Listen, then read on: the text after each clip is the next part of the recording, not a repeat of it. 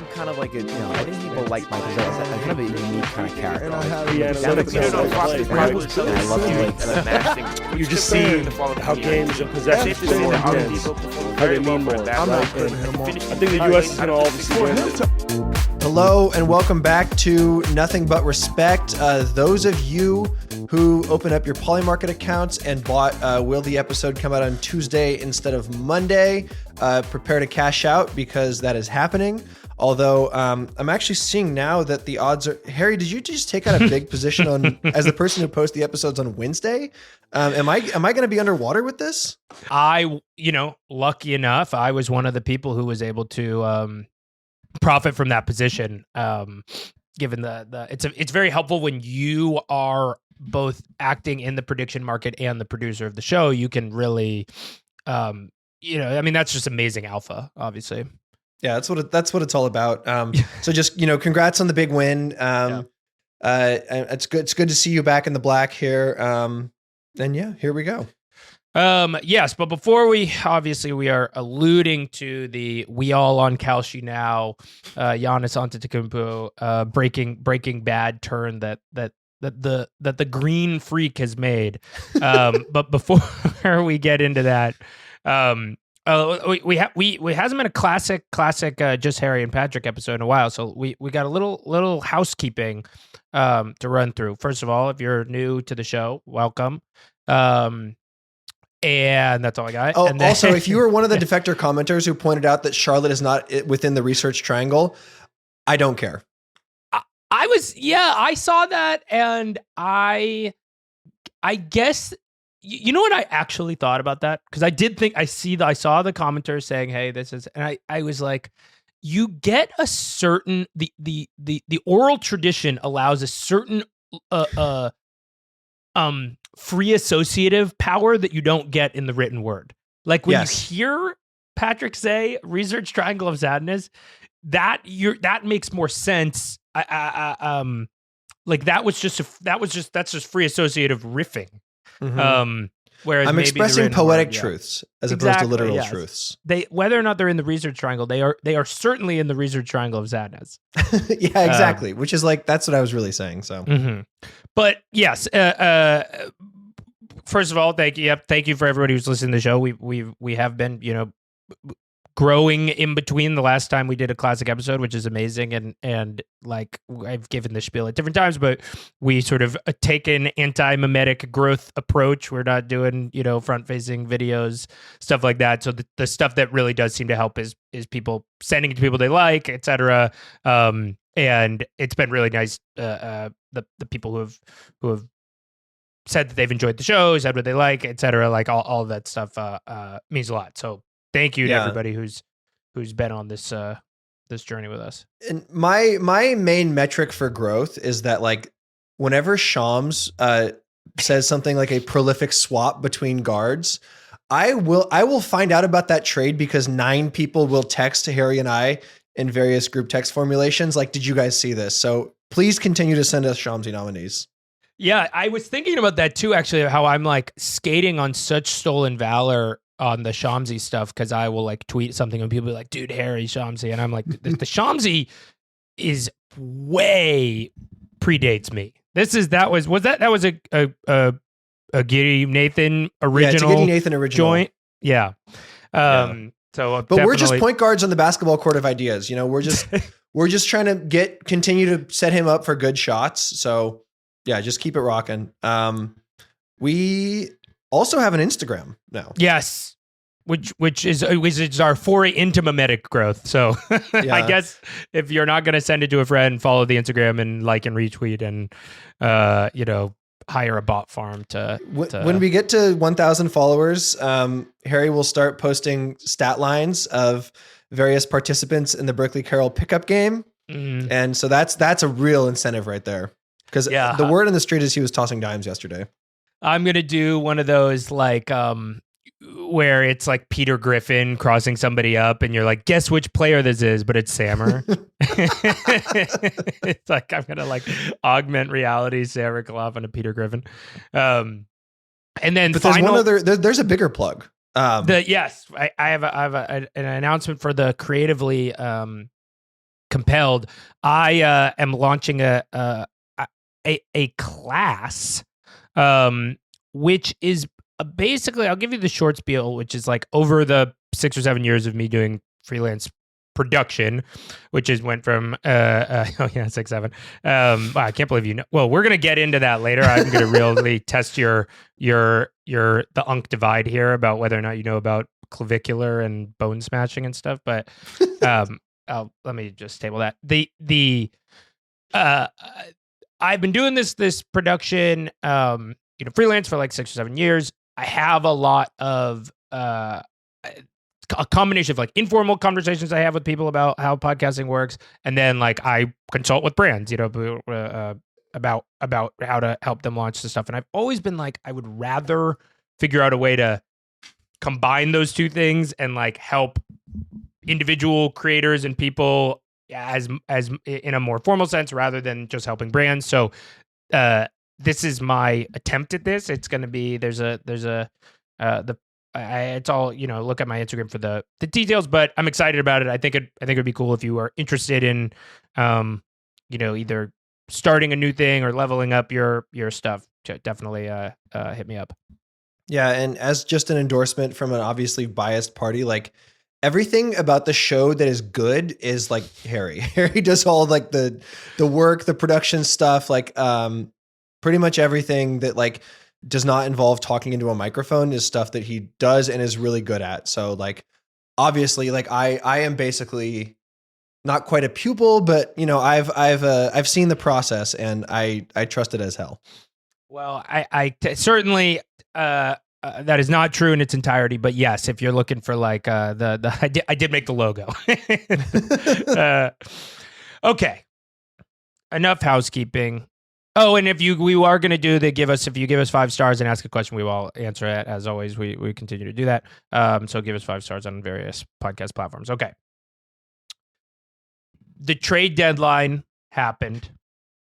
I think we just have to start with the last thing that happened, which is the Giannis Antetokounmpo Kalshi announcement. Yeah.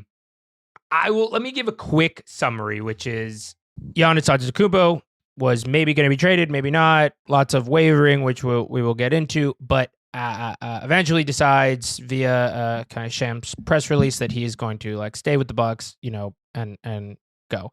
He then drops a Wolf of Wall Street style or a Wolf of Wall Street I'm not leaving meme, which just from like balls and stripes memetically does work. It was a good like literal use of that thing. I would say he maybe did not read the room digitally as well as he could have. But then the big thing that we're going to talk about is he then posts an extremely bizarre black and white graphic announcing a investment partnership in the prediction market Kalshi, with the phrase "we all on Kalshi now." And a black and white photo of him in a turtleneck, kind of like in the style of the Kevin Durant new chapter image announcing he is on Kalshi. So what did you think when you saw this? What was kind of going through your mind? It felt like one of the most sort of breathtakingly cynical things I've ever seen. And in a way, it's kind of this perfect thing to have happened. Like the specific constellation of Giannis, Kalshi, and like the day after the trade deadline is this like really interesting nexus. And like the way he, we're going to get into this, but like the way that Kalshi has sort of penetrated the basketball internet, and I guess Polymarket as well, is like a very interesting thing in the sense that it was like bottom up. And to see, instead of like an anonymous like Lakers stan account tweeting "faux out of here" with like an Austin Reeves dunk on someone or something, to see like one of the best players in the world announce everyone is online.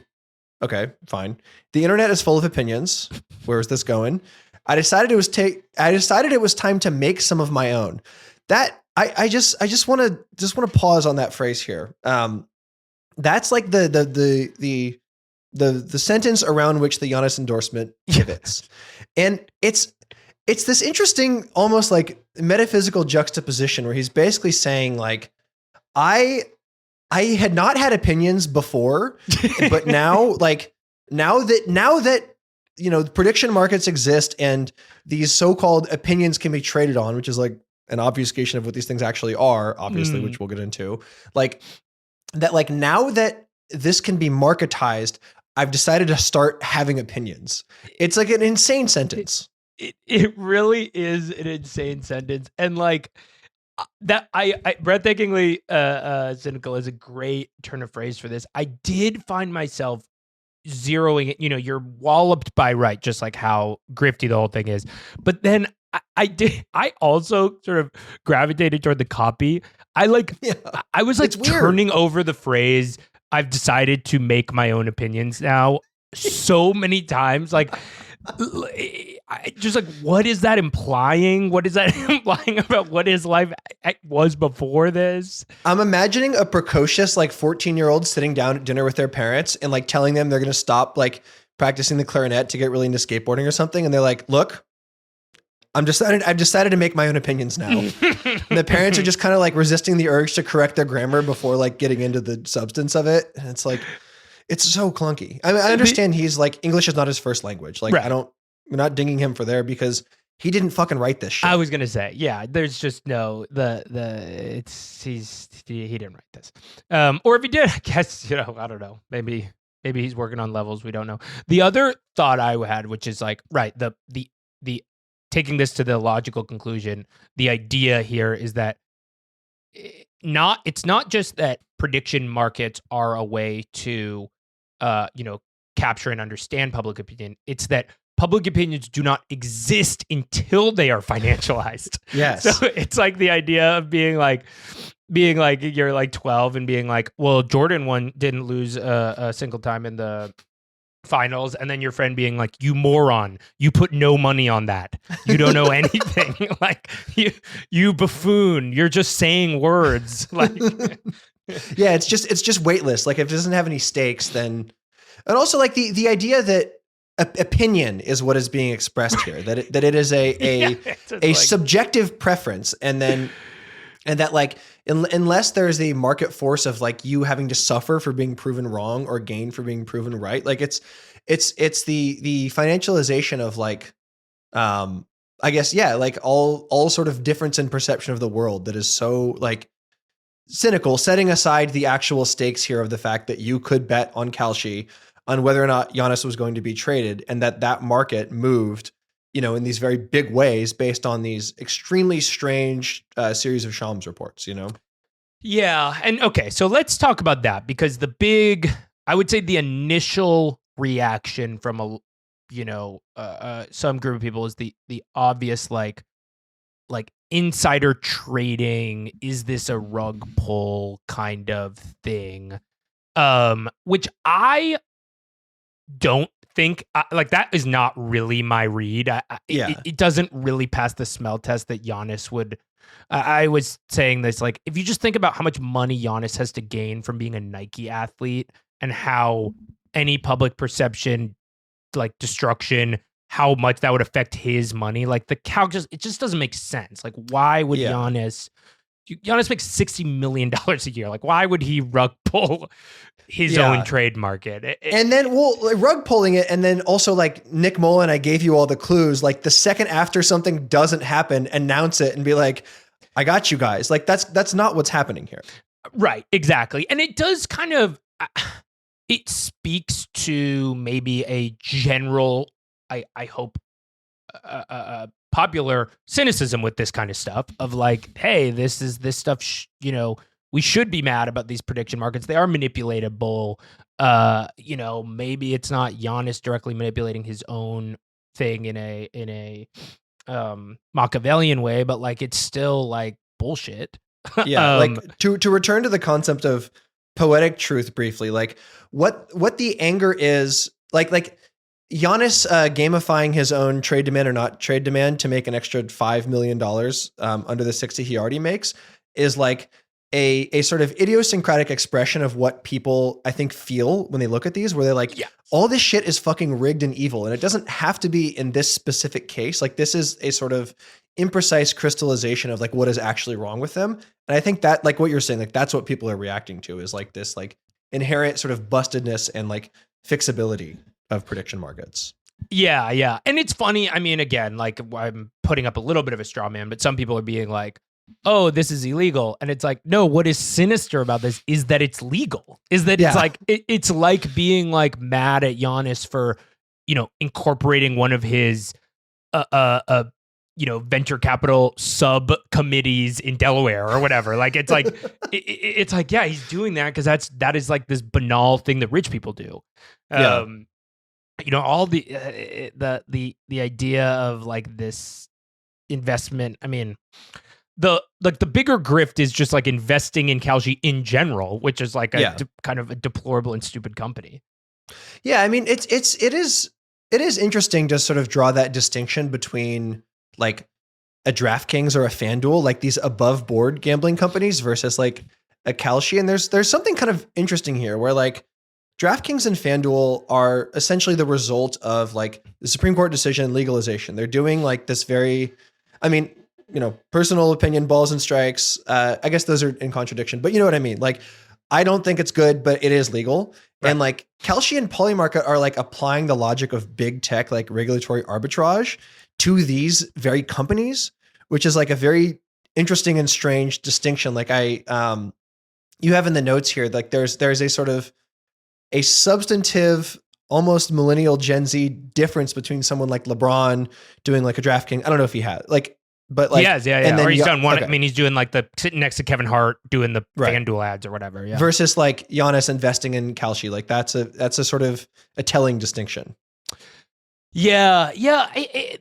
Well, a few months ago we were talking and I was like, these, you know, like FanDuel and because right now it's funny. It's like two sort of like malicious forces are battling right now. Like the FanDuel and DraftKings, like they don't want Kalshi and Polymarket either because it's just more competition and it's on their turf. So they're trying to like, they're being like, can you believe this stuff? Like, this is crap. Well, they're talking out of both sides of their mouth though. Like I didn't realize this. I predicted, no, but I should have bet on it. That, you know, DraftKings and FanDuel and whatever would like move into the prediction markets themselves. They literally are. There was a New York Times article the other day, like 2 days ago, that was saying that Fanatics and DraftKings and the FanDuel are all like they're like leaving the American Gambling Association kind of quietly and creating prediction markets that are not public in all 50 states, but are like are kind of emerging. They're creating these things. So like they want, well, yeah, this is a completely aesthetic disagreement. They all want to become each other. Right. Like they just want to be the place where you gamble. And I'd be curious to hear you define it because I think the idea that a prediction market is something is like somehow distinct from gambling is like, I think this total rhetorical fiction. And in Kalshi's case specifically versus Polymarket, like I think it's something like 90% of their traffic is just people gambling on sports bets. And like, I think it's like, it is phrased in this binary of will or will not something happen. But like, if the will or won't something happen is like, will Zach LaVine score over under 16.5 points? Like that's just like a bet, you know, translated to a different medium. I completely agree. And this is where I think this stuff actually provides a really useful, I don't know, it breaks into outside of sports a little bit where like, at least for me. So when I found out about prediction markets, you know, whatever, somebody's like explaining like, you know, do you know that you can bet on the Ukraine war happening, whatever. There's this initial understanding, I think, that everybody intuitively feels, which is like, that's gross. That's like, we shouldn't be doing this. But then there is this kind of moderate stance, I think, which is based around the idea that information deserves to be free, and it's if you are leveraging the kind of concept of people putting their money where their mouth is, like that, like you could legitimately gain interesting insights about financializing opinions, and that like that might better society in some way. And I was at least willing to hear that opinion, like be like, okay, that I do buy the idea that if you want to get somebody how they really feel, ask them to put money on it, like that passed the smell test to me, etc. Like, okay, maybe there's I'm willing to entertain some notion of like public good here. But when there's this high and mighty sort of like rationalist angle, but then in practice they are not just leaning in, but like seemingly supercharging their lean in into the slimiest, most bullshit corners of gambling, like literally just trying to like do anti-gambling public interest regulation loopholes so that they can compete with DraftKings. I just have no respect for the moderate techno-optimist point of view there. Like, I'm just like, okay, well then this is you're trying to get one over on me, like you think I'm a fucking idiot. Yeah, I like 100% agree. And I think that like that the public utility of prediction markets as an expression of sort of societally held truth is like an interesting place to go, because I was sort of thinking about how like, the market could do stuff like this before, like the idea that like, okay, will the US invade Ukraine, or like, will Russia invade Ukraine? Like you could bet on that or whatever. Like people were doing that by just betting on like the price of oil or like the price of grain. Like the market had ways for people to essentially bet on the outcome of real things, but it was in this like indirect way. Like seeing it so directly feels, it's almost like a presenting this vision of the world as like far simpler than it actually is. Mm-hmm. And I think actually like the public utility of like having people understand like, there's a 4% chance that Jesus Christ will make his return today because that's where the action is. Like, I think that actually like that leads you to have a worse understanding of the world. Like, I don't think this actually helps people like understand what is happening in a real way. No. And it just, I mean, it as if these institutions needed more undermining, but it just makes me think that these, techno-optimist institutions are full of shit. Like it just, I'm like, all right, like this is such a clear case of getting in bed with the seediest, anti-human, like regular person, like the proverbial swamp. Like this is, and I feel like a good sort of example here, and like something that people will bring up as one of the best examples of these things working in practice is like presidential elections, where you'll say like, this polling is essentially like a form of like, augury and scrying. Like these certainties that are presented to you by like Marist or Ann Seltzer or whatever are really just like people calling 1,000 people in Iowa and then doing like magic on those numbers. And so that expresses an unclear understanding of the world versus the prediction markets where like, it says like Donald Trump is, 75% favored to win. So therefore that's a more accurate understanding. I think that almost like imbues the better with this like mystical power of certainty because they are marketizing their opinion, except like it misses this very key fundamental fact that what those bettors are reacting to is those very polling is like the polling data is that like the idea of making a bet or like entering in a prediction market is not sort of this manifestation of this like internal certainty. It is a reaction to the world as it's reflected around you, which I think brings us back to the Giannis stuff. Like the will he or will he not be traded is just, it has nothing to do with people like sitting down with the trade machine and being like, this makes, sense in the abstract. They're just reacting to Giannis's agent telling Shams to report some stuff, I completely. And you're seeing this funny, the play here is create a, some kind of LLM or some kind of bot that basically like reads and understands and acts on that information faster than the guy next to you. And so like if your bot can automatically digest the Shams tweet and like place a bet on a Giannis trade based on the obvious information there faster than the other guy next to you. Like you'll make a percentage of money, and it's just like that's not actually helping me understand where Giannis is going to get traded. So no, I totally agree. And then I had this thought too about this stuff because we were texting at some point about this. There's this general. I have felt like a general idea that this trade deadline was frustrating. Like, oh god, nothing, all this for nothing. And I couldn't disagree more. I think lots of interesting trades happened. Sure, oh my God, this Giannis, the Giannis trade didn't happen, and we will talk about the fucking bozo ass Warriors trades. But you can. I think that this data dissatisfaction is more of a product of getting your dopamine wrung out from, because I did so I placed a $5 bet a month ago on Kalshi on if Anthony Davis would get traded, and nice. The real insight skin in the game. Yeah. The real insight I had was just genuinely how many emails they sent me about market moving.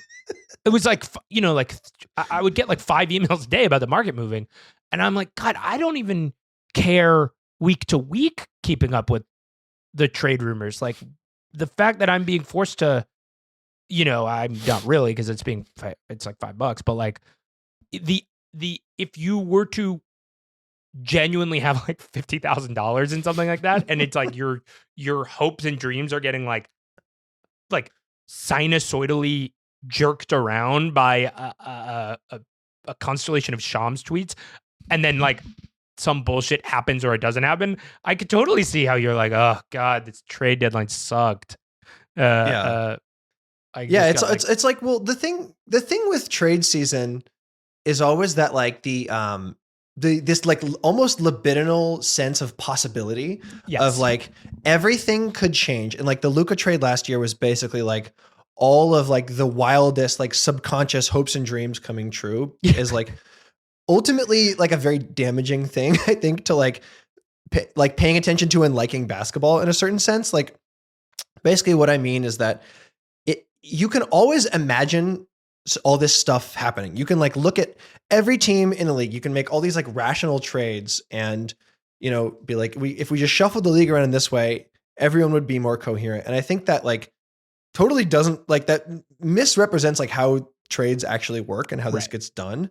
And I think because there is so much reporting for so many months, by the third or fourth week of the season, major storylines will the kicker is always okay, so then what does this mean for will the Spurs buy? Will Giannis get traded? This is built into the life cycle of a season, but inevitably those big storylines are always more interesting in the abstract. And once they actually happen, it is kind of a bummer just because they never match up to the level of froth and noise. And to your point about this actually being a good deadline, I think the Jaren Jackson Jr. deal, the Harden Garland deal, those are we haven't seen shit like that happen before. And I think because those are sort of a new type of trade because they fall outside of this paradigm of prediction. There probably was not a will Darius Garland be on the Clippers bet you can make on Kalshi.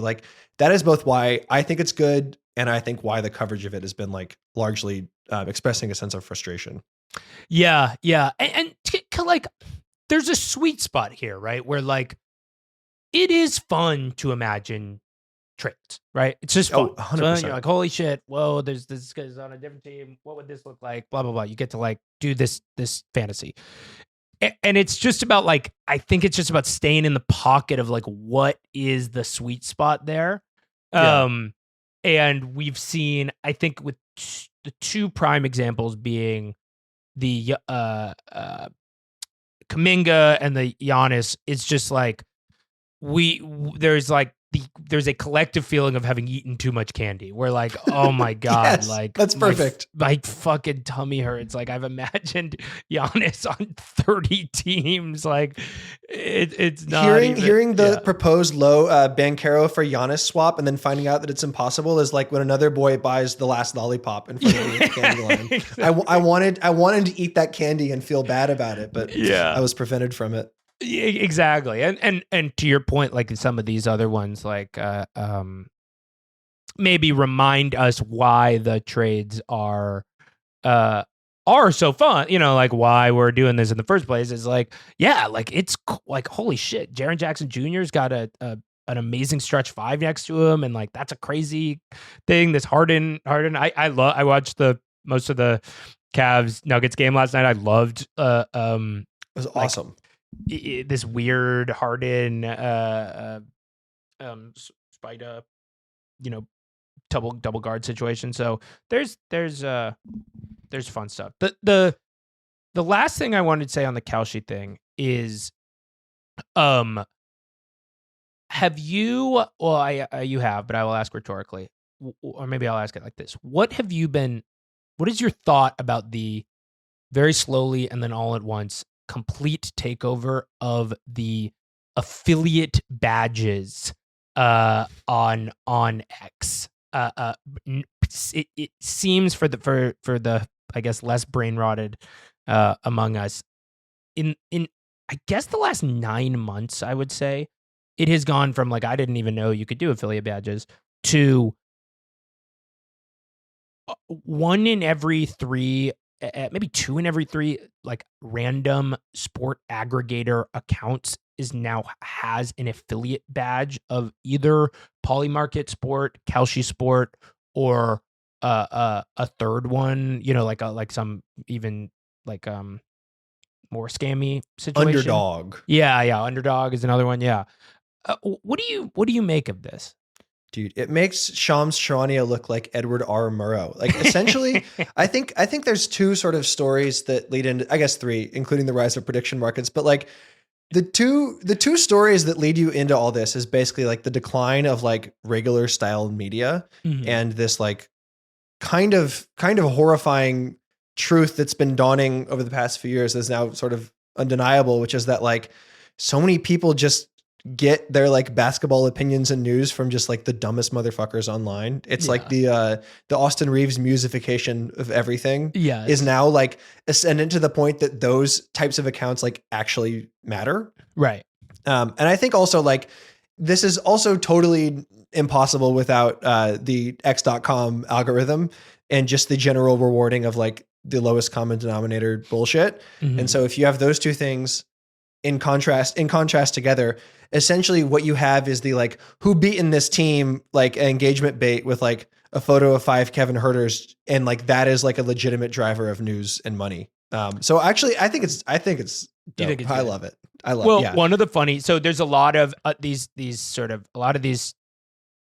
Kalshi and Polymarket have been like buying up clandestine sponsorships. And again, I kind of like what I mean. I saw them call, well, okay. They've been buying up these sponsorships where they basically are paying creators or Twitter users some amount of money to have the Kalshi affiliate program, and like presumably they get some kickback on whatever. And it is having the experience of like you are seeing the Polymarket and the Kalshi logo everywhere. So like from that, almost like those street teams of your kind of like wheat pasting up whatever, except it's like wheat pasting the inside of my brain. The only other part of it is like it's all fake. Like all the shit they're doing is fake. It's not real. It's like not true. They're like, and I saw this really funny. There's a Business of Sport story where one of the early examples of like a fake piece of fake news like this breaking containment from a Kalshi aggregator was about Woj beating somebody up at a St. Bonaventure's game. Yes. And there's this great quote from Woj being like, I'm trying to watch the St. Bonaventures win their first game of the season, and I'm getting texts about how if I've beaten up a a student or something, and it's like it would be like if Oppenheimer built the nuke and then dropped it on himself. It's like it's just so funny. Like I think the perfect case study for all of this is Evan Sidery. Oh my god! Surely you were familiar. He's basically like he is this, and I think he's a real guy. Yeah, which is a great already. Like that, you're right. Theoretically, he is a real guy. Yeah, I mean that's basically it. Theoretically, he is a real guy. But like he is he's like he looks like Mr. Beast, and he is essentially like bullshit Shams. Like he will tweet all these things that's like, Cavs looking increasingly likely to add point guard depth, and it's like these are kind of aggregations, but totally unsighted. Mm-hmm. And it is designed to make like the Reddit user or the person who doesn't have the media literacy to know like Shams from Chris Haynes to just be like, well, a guy with a badge and, a suit in his profile photo says this is happening. But like he's sponsored by Kalshi. Like if you go to his Twitter right now, it's all just like, updated forecast for the East standings. And it just shows like a bunch of Kalshi lines saying that like 4 teams have equal chances. And then that being an expression of the East is wide open. Right. And like, essentially what we're talking about here is like this, this process of like distancing and further alienation from like the things that are actually happening on the court, like essentially truth. It's like these increasingly compounding abstractions have led us to the place where this guy is like not so much a legitimate mover of like actual basketball stuff of consequence, but like is an important part of essentially this like massive economy of disinformation, which I don't mean to use that word, but you know what I mean? Like bullshit sludge that like motivates essentially people being stupid on Kalshi and Polymarket. Right. Or like designed to like fool an LLM that you're using to try to beat bro at like, at a fucking trading thing or whatever. Yeah. All right. Well, let's talk. There's good stuff going on too. That's I mean, like you said, the Harden trade. Like I also watched that Cavs Nuggets game last night, and that I think the Harden trade is such a fascinating one for like so many reasons. And I've been a big Darius Garland guy forever, basically. He's just like when he's on, he's such a cool player. He's kind of like he's like if De'Aaron Fox was 20% less athletic, but like 15% more skilled. Like he's just such a sick passer, such a sick shooter, but also like apparently his toes are falling off of his body or some shit because for the Cavs to go 10 years older to get, James Harden, who asked out the second the Clippers started winning games, it's just such a strange trade. I love it. So you wrote about this Harden thing and Defector, and I can you, it's one of the more shocking personal decisions I've seen a player make. The only thought, such that maybe I'm going to this conspiracy mode, like the only thought that I have is that the Kawhi ban is imminent and they know. But let me, before I even get into conspiracy town, like, can you explain what the hell James Harden did? It's a very strange set of circumstances. So I'm watching the Clippers play on national TV. I think they were playing the Sixers. And it's like the first quarter when, reports start to drop. I think it was Chris Mannix who had it first, which is interesting because it's not like coming through Shams certified like agent sources. That the Cavs Lil Baby texted Chris Mannix. Lil Baby texted Chris Mannix that Harden and Garland were like about to be traded for each other. And it led to this strange spectacle of like, then the halftime show of the game was all these guys like talking about like, why are they about to do this? This shit is crazy. And so it appears that Harden was basically like, it's time to trade me. Let's go. And then it happened like super, super quickly. And then the Clippers also trade Zubats to the Pacers in one of the strangest first round pick protection. It's really, it's very interesting. Yeah. It's a weird like loop-de-loop thing. But then Harden does this amazing PR move where he calls up Ramona Shelburne and he's like, I didn't demand a trade. He says, in life, not even just basketball, when things don't work out, there are ways to end things in relationships without having to crack each other. Okay, maybe we just don't see a future with each other. Maybe we just outgrew each other, whatever the case may be. I feel like other situations weren't like that, referring to his annual trade demand thing. Yeah. And that's why I can respect Steve and Elle and T-Lou, because they didn't put me in a weird position as much as everybody tried to make it like that. That is such a weird thing to say. He's basically like, I didn't demand a trade, but if I did, which I kind of did, I would have been right to do so. And it's actually best for everyone. It's like it's a very funny piece of ass covering. It hints toward the victory of therapy speak over the millennial generation. Like Yes. It's like this and the Jonah Hill controversy he found himself in, where it was like, my therapist told me that it's actually good when I tell you can't post on Instagram or whatever he was doing. It's like the Harden being like thumbing through his polysecure and being like, it's actually good when two parties just sort of consciously uncouple and go a separate way, and And this will really help Steve Ballmer get over his avoidant anxious attachment issues in times of stress, which I really saw. We had a lot of communication problems during the 6-21 start, but then we both did a lot of in internal healing. We figured out what we really wanted, and the 17-5 start was really just a sign that I need to flourish on my own. And, we both respect each other's lives and choices. And, he even used I'm bullshitting only to a very minor degree. Like he used that specific language. Just demanding a trade and posting a Rupi Kaur poem. It's like crazy, crazy work. Yeah. I all of that being said, it's one game. I loved the Cavs.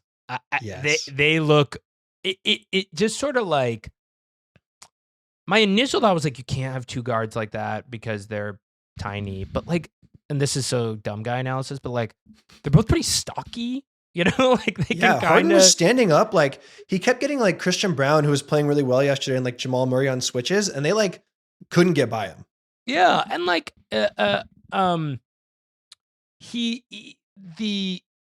the again, really small sample size, but what seemed to be really good is, Jared Allen's had a sort of up and down weird season, and the spread pick and roll with Harden and Jared Allen is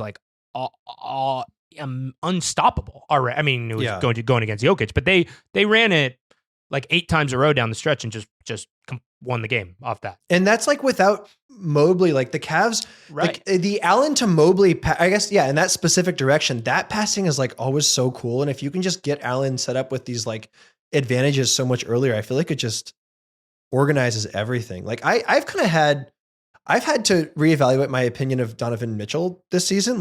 Not so much in that he's worse or better. He's clearly been amazing, but I kind of didn't realize how much of not a point guard he is because he's so small. It's he's a 6'3" shooting. He's an undersized shooting guard. I mean, he's fucking awesome at that. But he's been paired with Garland for all these years, but clearly he wants to play with a guy setting him up. And it's cool in this year when the point guard has been kind of not a forgotten position, but it's been a big crisis moment, I think, for the position to see a team be the thing we need to do to win the championship is to acquire James Harden. It's a fun corrective, I think. No, I totally agree. I think that's correct. All right, let's talk Kangs, because let's do a little swing up the West Coast, because we can talk Kangs and then we can talk we should talk the Kuminga trade. I find to be more interesting. Okay, let's do it. Let's here it's I love the Warriors fan base. We've talked about this before, where they're so irrational in their belief. Well, not even irrational. They're so sure and strident in their belief that the team that it will all work out. And it seems so frustrating, and not frustrating. It's very funny from the outside to see these people who are completely convinced that like if Podziemski just turns into an all NBA player, like it'll all make sense. But the thing is, like, they are right and justified in believing those things because Steph is, you know, who he is, and it kind of has worked out. Like they've won the 2022 title. So I've seen a lot of people try to make this case that basically Porzingis is the ideal stretch five. This is great value for Kuminga. My read on that is it's a hilarious cope. But where are you with all this? I mean, I am so happy Kuminga is off the team, just from like, it was such a boring and kind of like life-sucking narrative. I've always been a little like pretty sympathetic to Kuminga's point of view. Like I don't think he clearly like didn't make the decision to like play winning basketball that I do think could have potentially driven us to great heights, and I ding him for that. But I understand being like, if I was drafted by 20 of the 30 other teams, I'm probably making $30 million a year just off of like dunking and you know, my general scoring ability. And so like, can you just let me do that? Like, so I've always, my take on the Kuminga thing has really long been just like, I need this to be over. Like, we're at an impasse. You know, this isn't a personality thing. This is like the organization getting in front of Kuminga's money, and like that he's not going to change his mind on that. And I like kind of understand that. So the main thing is I was happy it was over. I mean, the Porzingis hasn't caught me off guard.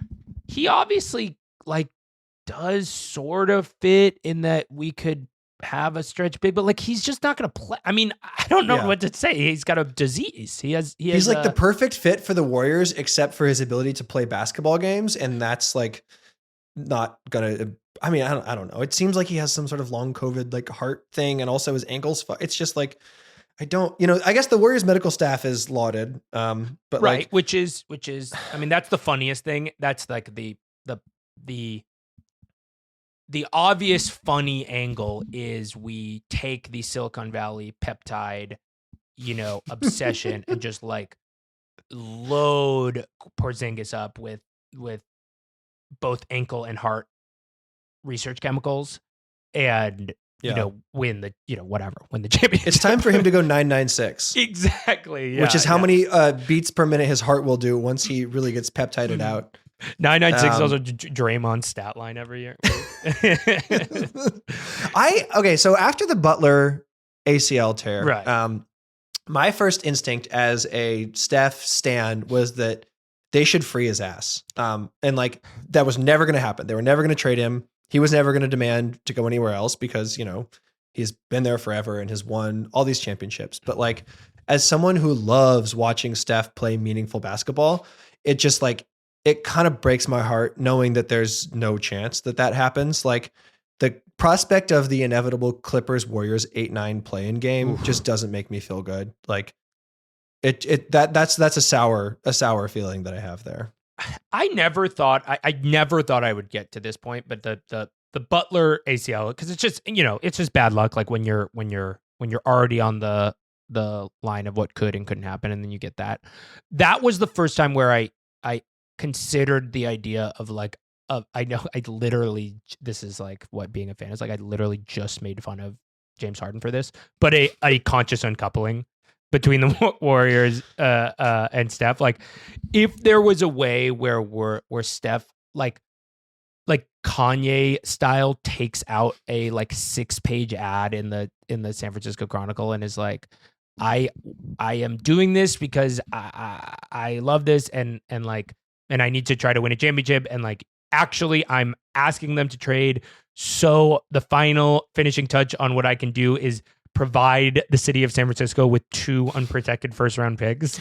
Like, that's the only, it's basically that, or he like aspiration style signs for the minimum when his deal is up. Like, because he's still, I mean, he's so good. He's so good. He could be, if he didn't get injured with the runners here or whatever, he could like he could have been an all NBA player this year.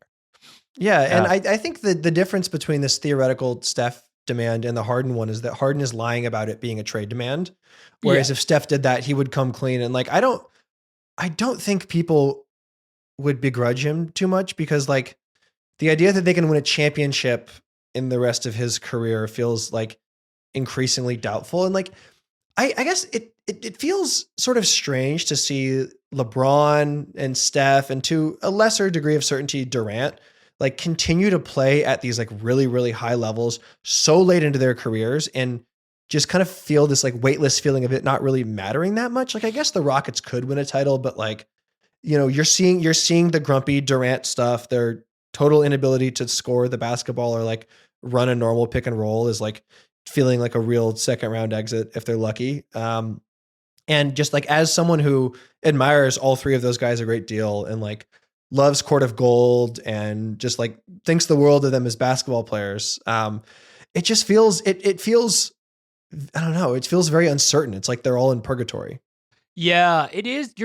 I hadn't thought about that, but like there's been these incredible advances in health science such that these, you know, savant level athletes can play late into their career only to unilaterally be put on mid-ass teams. Like it is just like, you couldn't, I don't know, you can't like, I mean, I guess you could just make the argument of like, it's hard to win the championship. Only one team does it. It's also hard to win the championship with a $55 million player on your team. And like there's just, you're already in those two situations where, you know, it's you're just like, you're in a tricky spot because both of those are, I mean, the LeBron one's its own different category, but like both of those were like basically one unfortunate injury away from legitimate contention. The Rockets more so legitimate contention, but like, you know, what are you gonna? You just don't have that many more years if you're Kevin Durant and Fred VanVleet gets injured. And I feel like I'm maybe being guilty of being a little too binary here in my thinking of like only conceiving this in terms of like it's legitimate only if you win a championship. Like I genuinely do enjoy just like booting up a random Tuesday night game and watching Steph like score 33 against the Hawks or whatever. Like that is like a fun experience that is like valuable and cool on its own terms without the stakes. But just, you know, when they've won so much and like, you know, their towering achievements of their career are like almost sort of set in stone at this point. It is sort of a bummer to like think of them in historical terms as finished objects. The part with the Steph one that I think bugs me the most is what is so cool, and he still does this 100%, is this way for him to be exceptional within the beautiful game of it all. And the Warriors rosters sub 2022 has just been so like clunky and bunk that it's been like, what it really has been is Steph getting triple teamed and putting up the most difficult 27 points you could ever imagine, and then a disgusting 3-on-2, 2-on-1 that ends in a Moses Moody like corner three that most of the time doesn't go in. So it's like it's the aesthetic of the game being so gross for the Warriors and so difficult that has been a bummer. Yeah, it's like I want him to do cool stuff. You know, it's a joy to watch. Like I'm just saying this purely as like a viewer and like appreciator of the aesthetics of Steph. It's just like I want to see that guy do it when it matters, and he still can do it. So, well, speaking of aesthetics, I want to talk to you about where are you at? Where are you at with the existence of this prodigious and insane 20-year-old Clavicular? Okay, so I've learned from the True Anon podcast that he wears these big ass Air Maxes to hide his height, and he surrounds himself with various men of ogre like size to inflate sort of his perceived social status. And that, what is it? Jester maxing is now the move in the club, or is Jester maxing out? Jester maxing is in. Well, it's complicated whether or not Jester maxing is in or out. But okay, so I have been really curious about this fellow Clavicular since he popped up on my my feed, and it's probably worth going elsewhere for a full 2 hours on this. But I just want to do a little bit of. It occurred to me that it's worth trying to figure out who Clavicular's NBA comp is. Because why not? I guess because we're at minute 55. Yeah, because we're at minute 55 of the Nothing But Respect podcast. I did some thinking about it. So Clavicular, for those who don't know, he is a looks maxer. He has dedicated his life so far to maximizing his beauty, and that has involved all kinds of stuff, including doing steroids and breaking his jaw very small amounts with a hammer. And he was just arrested in Scottsdale. Yes, he was arrested in Scottsdale. And I mean, there's so much like he got. Did you see that he got frame mogged by the ASU frat leader? He got frame mogged by the ASU frat leader. Yeah, it's wow. a whole thing. Because it's like I'd get mad too. Yeah, and one legitimate take I want to say about the clavicular stuff is the it's very clear to me. Okay, all jokes aside, obviously these guys suck. Like these are insane behavior to act like this, and their feelings about pretty much everything sociopolitically are backwards. It is clear to me that they are having so much fun with the English language, and that is so exciting and captivating. Like that's what all of this is about. Is it's so fun to be like mogging and looks maxing, and I'm protein maxing, and like these sort of innovations in language are what is fueling all of this. And maybe some good guys should think about that. We got to be maybe we need to, maybe it's us. Maybe we need to come up with like the new NBA neologians and stuff, because I just think people love that stuff.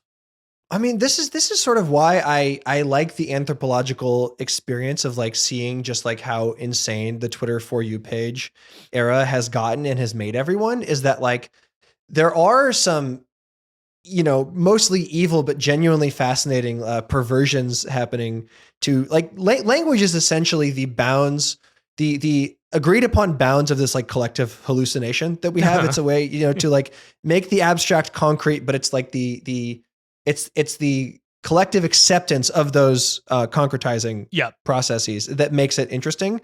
And then to see those limits like pushed and tested and perverted is like, you don't have to think that like the word jester maxing is like expressing something that is like happening in like an elegant or interesting way, but like it is funny and like that is cool, and I like that. Yeah, and it's like surprising. Like it's a good riff on the kind of like. I mean, that's the thing. It's unfortunate we're already seeing this in the whole clavicular saga. Is like you don't realize maybe just how much you are consuming the same style of language, the same lingo, the same whatever. So then when somebody like drops, it's almost like a clear thing of water, and somebody drops some like purple food coloring into it. You're like, oh my God, like now we can say jester maxing, and like people are gonna know what I mean. Well, and the thing that makes it interesting is like it can be, you can attempt to impose stuff like this top down, but like it only works if it is like, if the meaning is widely adopted or shared or understood. Right. And so there's a certain, that kind of like messiness of adoption is something that I find particularly fascinating to track. Yeah. Stop trying to make fetch work, as it were. Exactly. Yeah. All right. With all of that being said, it's obviously Zach LaVine is the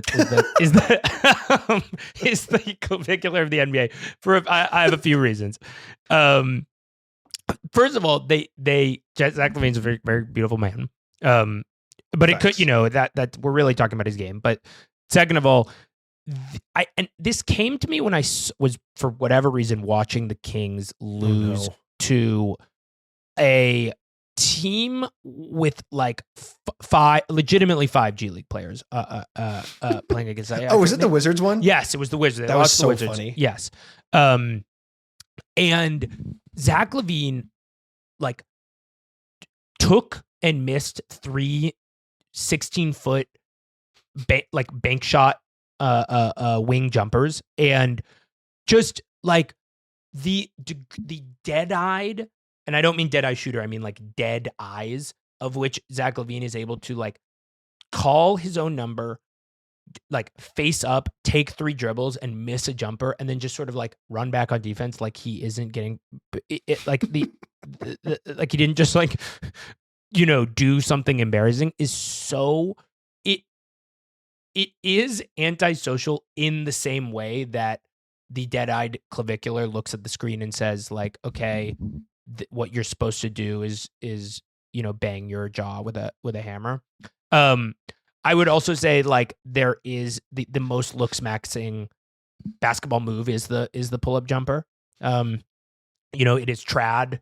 It is kind of been woefully destroyed by the calculator, by depending on, maybe if you're misguided, you could be like the both liberal society and women have taken from me the mid-range jumper. Yeah, I mean, they're one of our colleagues in the podcasting space.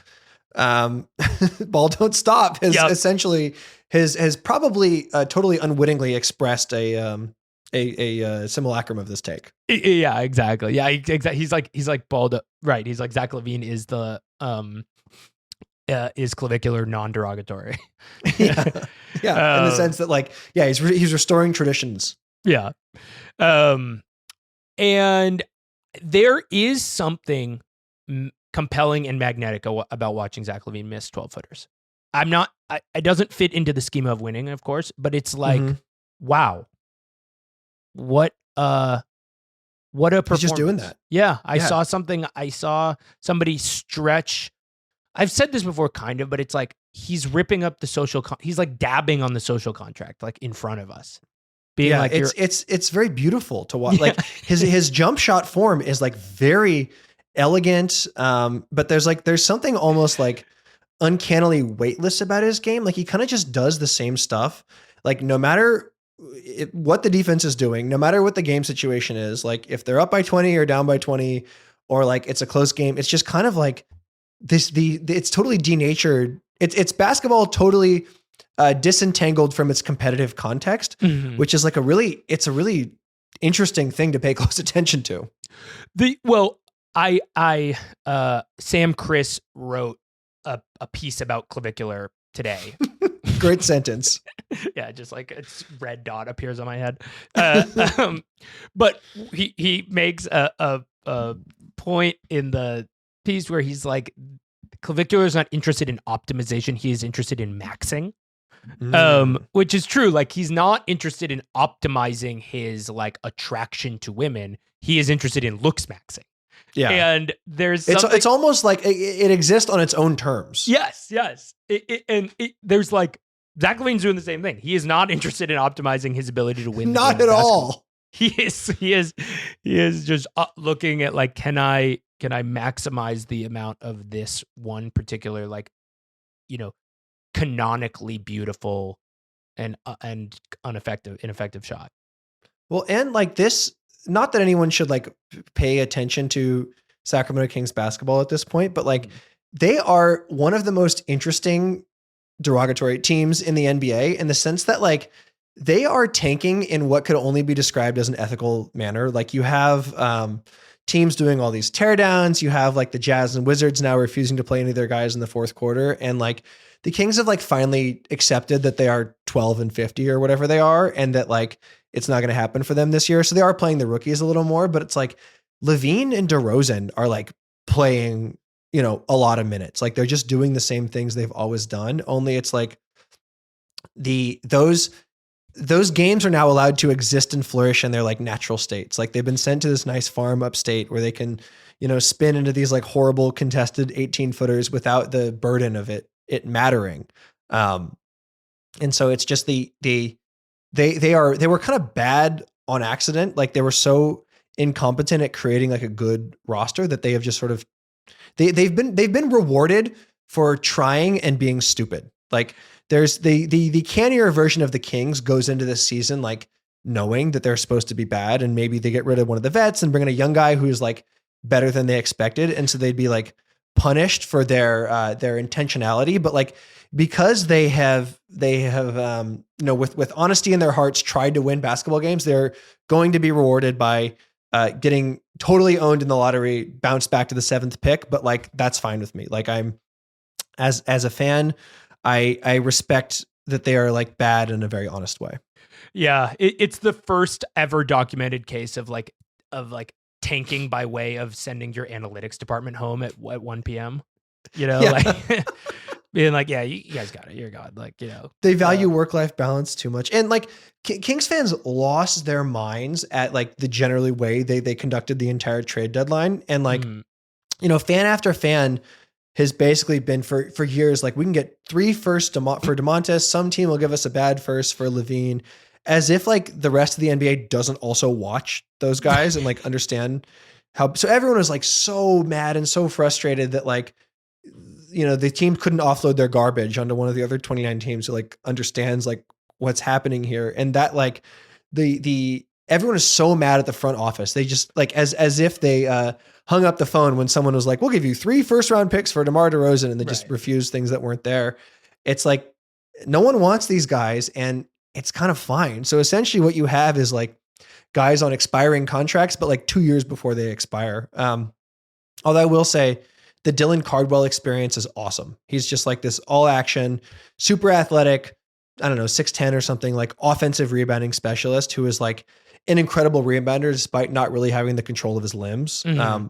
Really, really fun. And there's a lot of bad shots to rebound. So he's in the right place. He just got converted. But yeah, I don't know. I feel a sense of comfort rooting for a tanking team because it's been happening for so long where like it's sort of, as we were talking about earlier, the stakes of this season are almost entirely theoretical, and that's like a very comfortable place to live. That is beautiful. All right. Well, that's I think all we got for today. Thank you as always for tuning in, and we will talk to you guys next week. Absolutely, yeah. And remember all that stuff we said at the top. Pay attention. Yeah, to that remember stuff all the too. plugs. Exactly. Yeah. All right.